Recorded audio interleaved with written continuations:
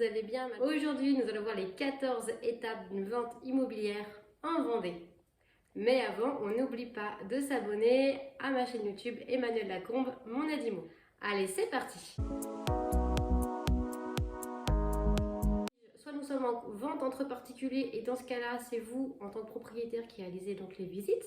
Donc c'est là où moi je transmets aux potentiels acquéreurs votre numéro de téléphone pour que vous puissiez vous organiser ensemble la date et l'heure de la visite. Si je suis en tant que mandataire immobilier sur votre maison, dans ce cas-là, c'est moi qui réalise donc les visites. Si je suis prestataire de service, donc je vais vous appeler pour savoir comment s'est passée la visite. On va faire un petit débriefing ensemble, savoir comment déjà vous vous êtes senti. Est-ce que vous avez été à l'aise? Est-ce que vous avez pu répondre à toutes les questions des acquéreurs? Et je fais également en parallèle un appel avec l'acquéreur qui a visité votre maison, justement aussi pour avoir son avis, son ressenti donc sur la maison et savoir aussi s'il a différentes questions sur le bien. Si je suis mandataire, dans ce cas-là, c'est moi qui ai réalisé la visite, donc c'est moi qui vais vous appeler pour vous faire ce débriefing. Donc je vous dirai donc ce qui s'est dit, ce qu'il a été posé comme question, comment moi j'ai pu ressentir la personne au sein de votre maison. En étape 10, si coup de cœur sur votre maison à vendre, et dans ce cas donc, nous avons donc une proposition d'achat. Donc si je suis prestataire de service, vous savez que je vous ai glissé dans la pochette quand nous avons signé le contrat de prestation de service, donc un modèle type de proposition d'achat. Donc dans ce cas-là, après la visite, il a juste à remplir et à signer donc cette proposition d'achat. Et vous devez aussi la contre-signer. Donc si c'est moi qui ai réalisé la visite, dans ce cas je suis avec les acquéreurs. Ils m'ont fait une proposition d'achat et donc je reviendrai vers vous pour briefing. Donc je vous dirai qu'on a reçu une proposition d'achat et à ce moment-là nous verrons ensemble à quel moment vous êtes disponible pour que je revienne chez vous pour que nous puissions contre-signer ensemble cette proposition d'achat. Voilà, donc vous êtes mis d'accord sur un prix avec l'acquéreur. Et dans ce cas-là, mais maintenant, il ne reste plus qu'à signer le compromis de vente. Si c'est une vente entre particuliers, dans ce cas-là, c'est vous qui allez donc vous charger de donner tous les documents nécessaires à la rédaction du compromis de vente au notaire.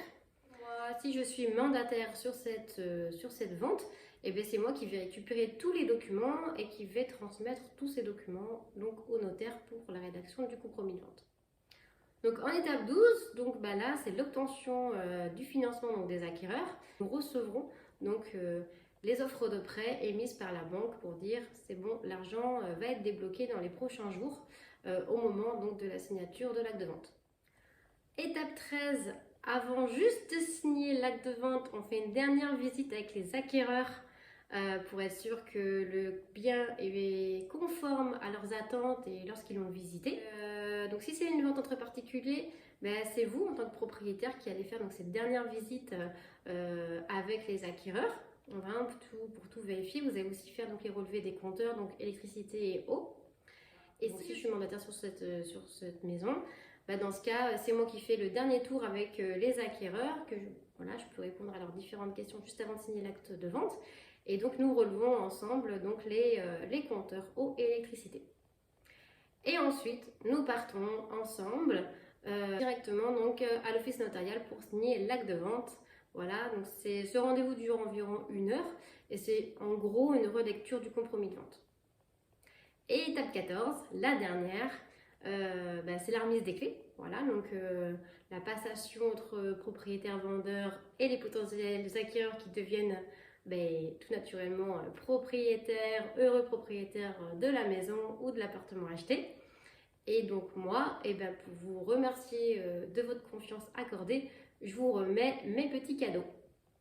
Donc voilà vraiment les étapes clés d'une vente immobilière. J'espère que c'est plutôt clair pour vous. Je vais vous remettre un petit schéma juste après pour que vraiment vous puissiez comprendre justement comment ces étapes se succèdent.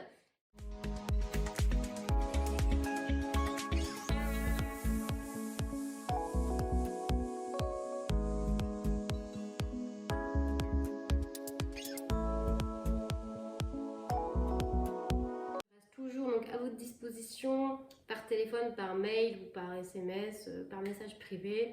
voilà, par tous les moyens de communication possibles pour répondre à vos éventuelles questions. J'espère que cette vidéo vous a plu. Vous n'hésitez pas à la partager, à la liker, à la commenter. Parlez-en autour de vous, voilà, la prestation de service, le mandat de vente. Et puis surtout abonnez-vous à ma chaîne YouTube, ça me fera vraiment très plaisir de vous voir en tant qu'abonné. Voilà, écoutez, je vous souhaite une bonne soirée et je vous dis à la semaine prochaine. Bye bye.